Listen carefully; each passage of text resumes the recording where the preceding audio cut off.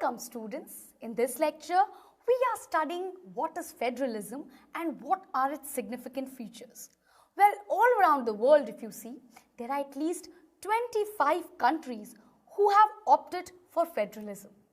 Now, you must be thinking what actually it is. Why are people opting it? Well, let me explain you.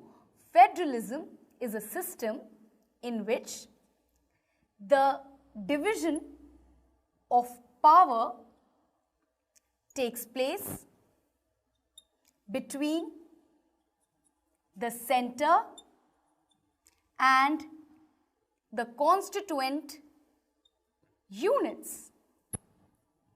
So, what does it mean? Now, for example, if in case of Belgium, Sri Lanka or India we see, what has happened? Like, let's just take an example of Belgium, which you read in your previous chapter on power sharing. Before 1993, Belgium was having regional government, was having central government, but regional government was not having a lot of power. But after 1993, what started happening, student? After 1993, Belgium regional government started having more power, and that power came because of change in constitution.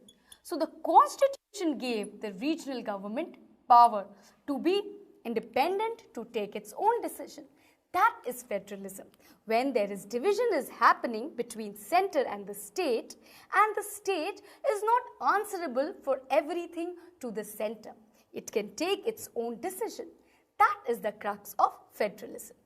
Don't we have the same thing in India? Well, we do, but it is little complicated, which we will deal in my next video.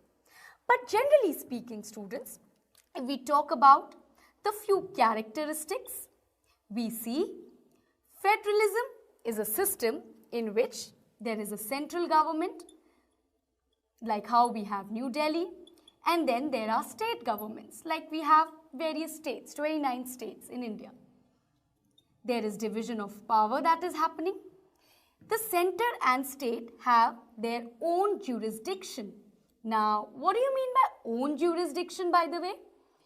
Jurisdiction is the area of control.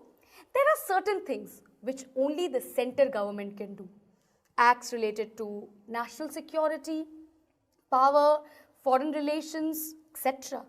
But there are certain things which the state is allowed to do. Irrigation things, agriculture, power projects, etc. So this is how there is division which is happening. Third, the court which is present in a country can interpret the powers mentioned in the constitution.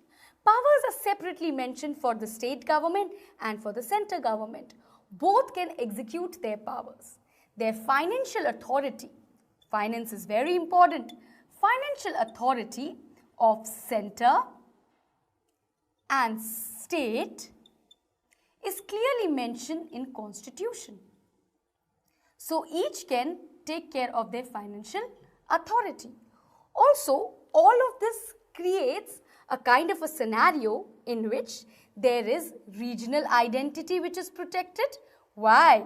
Because there are so many states. Punjab with beautiful songs, celebrations of Lohri, beautiful agricultural land. Rajasthan with their own cultural uniqueness. So in federalism, each state can maintain its identity beautifully.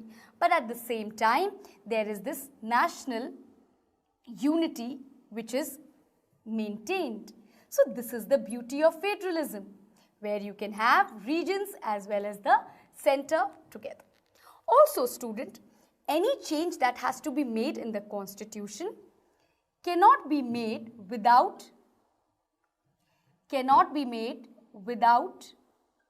the acceptance of state government. This is the key to federalism.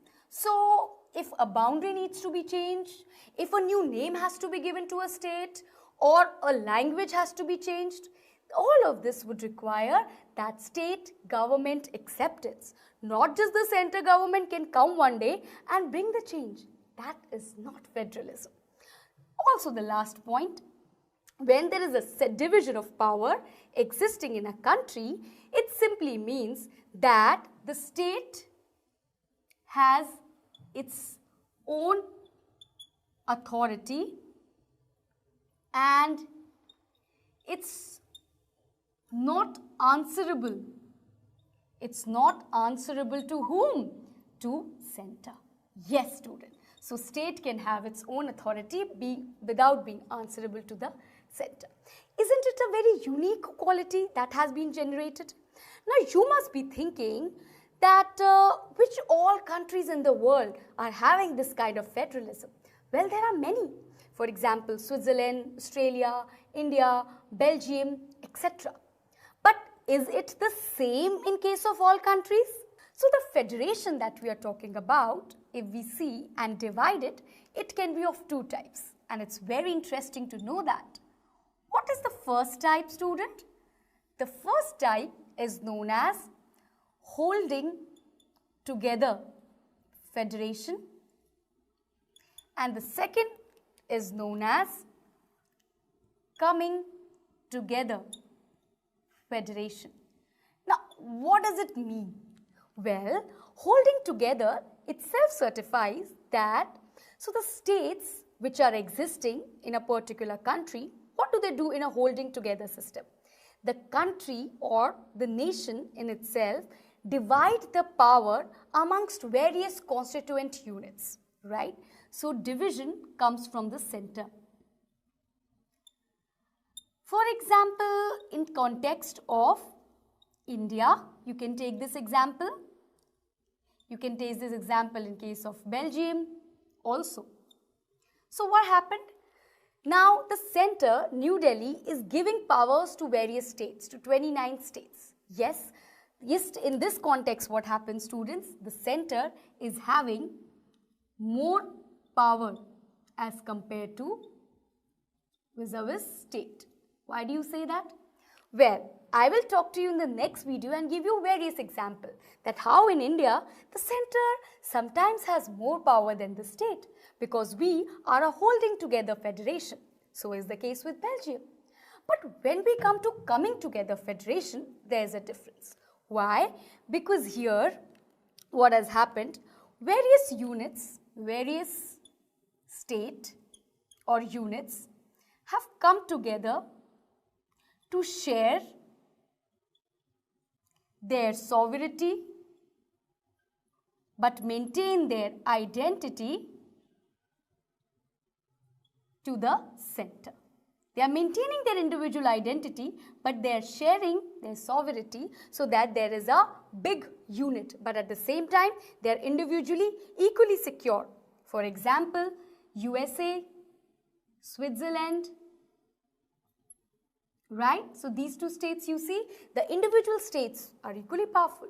USA, the state has a citizenship and the country USA has a citizenship. So there is double citizenship. In India we don't have it. If you are a person who is a Rajasthani, you will not have a Rajasthani citizenship and an Indian citizenship. No, because you come from a holding together federation where there is a different way of dividing power. Here the center, New Delhi, is strong. On the other hand, in USA and Switzerland, it is the state is equally strong as the center. This is the difference, and for further, we will talk about how India is a unique federation. So stay tuned.